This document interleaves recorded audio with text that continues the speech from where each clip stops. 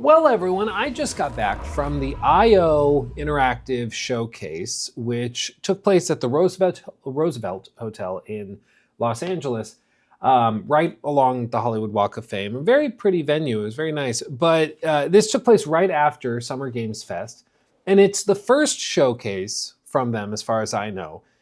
And it was very interesting. It was very interesting. This thing, it reminded me of old school Ubisoft events because it was very small, very intimate. I mean, there were not that many people there. So I'm very fortunate to have been invited, which surprised me for reasons I'll talk about in a second. But it was just very kind of clunky and like not super well rehearsed. And it was fun and it was, still good, but it definitely felt like a first go around for them. But if you're not familiar with IO, basically they are the devs of Hitman. That's of course what they're primarily known for. But they also have a brand new publishing arm, which is publishing Mind's Eye, which is what brings me to why I was kind of surprised that I was invited. You see, this took place right after Summer Games Fest. And basically after Summer Games Fest, we were all asked to go outside, and then there were shuttles waiting for us, big like Greyhound buses. And we all loaded up on those, and they drove us from Inglewood all the way to the north side where like the Walk of Fame is on the other side of Los Angeles, like an hour bus ride. And we all went into the Roosevelt Hotel, and they had a theater there where they did this whole presentation and everything. But the entire thing was basically split between showcasing Hitman stuff for World of Assassination, which is the brand new, like main, not really brand new, but the main platform for Hitman. And they announced they're bringing it to iOS. They announced that they are doing this brand new quest line with Mads Mikkelsen, reprising his role from Casino Royale, and it's like this whole thing. And they also showcased a little bit of stuff about the 007 game, nothing really new, just the trailer all over again. And then they talked about Mind's Eye. And the reason why I was surprised that I was invited is because I've not been a hype man for Mind's Eye. I think at the very least, I was joking with some other creators before the event started that in the middle of the showcase, they would just have me escorted out and kicked out once they realized I was there. But I do think it's a good, perhaps sign of confidence that they were willing to have me there, even though I've not been that kind to Mind's Eye. But I've not been kind, not because I like hate on the game for the sake of hating it, but simply because I mean, there's a lot of red flags with that game in many, many ways. The previews were dreadful. The chief legal officer resigned and is leaving the company. The chief financial officer is leaving the company like a week before launch. There's a lot of weird things about it, but they showed off like a brand new little snippet of gameplay, and they talked about it a little bit. And I feel for them because on the one hand, like this is the IO Interactive like presentation showcase. Like they only have so much to show. The whole point was Hitman 007 and Mind's Eye, the first big game they're publishing. And if the game isn't ready, I mean, that sucks, but it just is what it is. They only have 3 things to show. They can't just cancel a third of their show, which I think is why they were just getting it out there. But nonetheless, they showed it off. They talked about it a little bit, and we moved on from there, and it was fine. Honestly, the trailer that they revealed today at Summer Games Fest for Mind's Eye looks really good. I think that's a good trailer and a good cut. And then what they showed in terms of gameplay tonight was better than what we've seen previously. They definitely adjusted things like the time to kill. They adjusted things like the sensitivity of the vehicles to explosions, where it wasn't just like a 2-bullet explosion. Now it's a little more like delayed.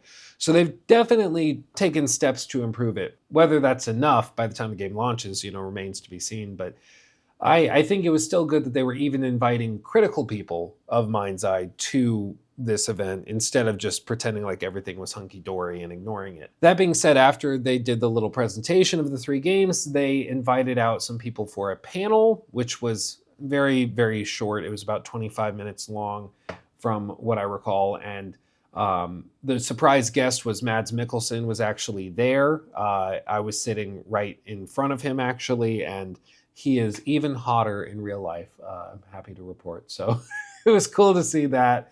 Of course, the voice actor for Agent 47 and the CEO of IO Interactive, and they had all those people there, and they talked, general press event stuff. Honestly, there was not much to report. It was just like general pleasantries, patting ourselves on the back for being here. You know, typical stuff you'd expect at a panel at a showcase like this. And that's fine. I mean, I'm not expecting them to get up and like break news or anything.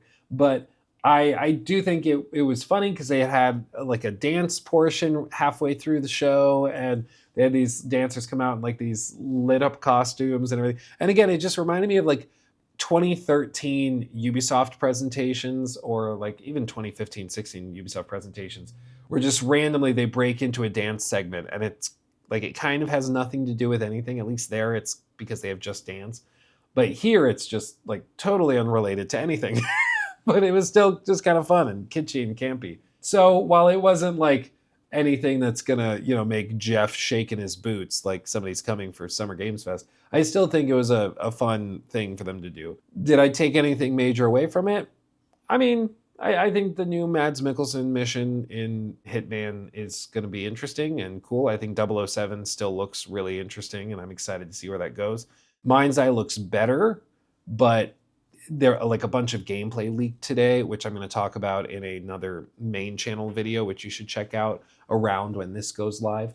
I mean, the whole thing is going to be fascinating. What was really telling, though, is that they have, like I said, Hitman launching on iOS. They have Hitman launching on the Switch 2, and they had playable demos of all of that. But Mind's Eye launches on Tuesday, and they didn't have it playable even at their own event.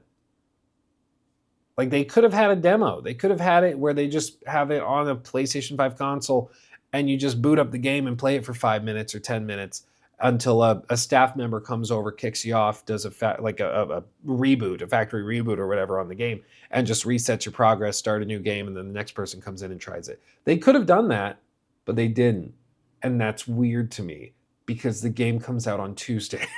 You know, like it comes out in like 4 days, okay? 3 by the time you're seeing this. So it's just, the whole thing is bizarre. And either Mind's Eye is going to end up being like the most bizarre success story because the game is way, way better than it appeared to be. And they just somehow managed to like unsell their own game. Like they managed to convince people it was buggy, broken, and terrible, and there were all these red flags when it was actually really good.